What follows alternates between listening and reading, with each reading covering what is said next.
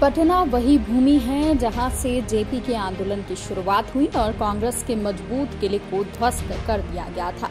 ये कहना है उद्धव ठाकरे गुट का। दरअसल लोकसभा चुनाव में अब ज्यादा समय नहीं बचा है और मोदी को सत्ता से हटाने की कोशिशें शुरू हो चुकी हैं। इसी क्रम में आज पटना में विपक्षी दलों की महारैली होने जा रही है।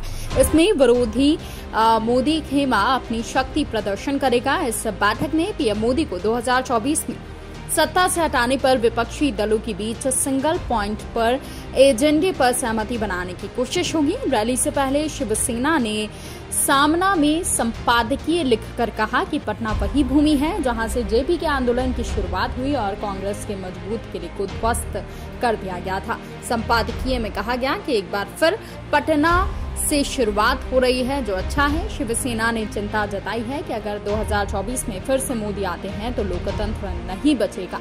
सामना में लिखा गया कि बीजेपी के विरोधी पटना में एकत्रित होंगे। ऐसा कहना गलत होगा। लोकतंत्र संविधान की रक्षा के लिए देशभक्त दल एक साथ आ रहे हैं, ऐसा कहना ही तार्किक होगा।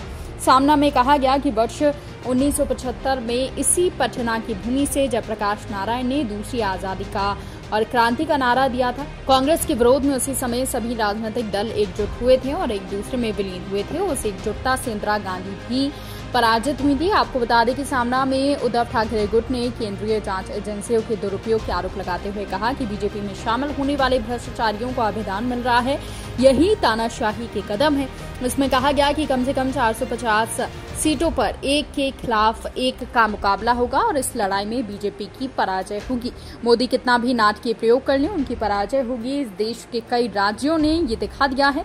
कानून, संविधान, न्यायपालिका की परवाह किए बगैर सत्ता हासिल करने वाले राज को खत्म करने को लेकर पटना की बैठक में चिंतन मंथन हुआ तो मुट्ठी तानी तो 2024 में मोदी को झोला कंधे पर टांग कर ले जाना ही पड़ेगा। पटना में इसीलिए एकजुटता का नारा देना है।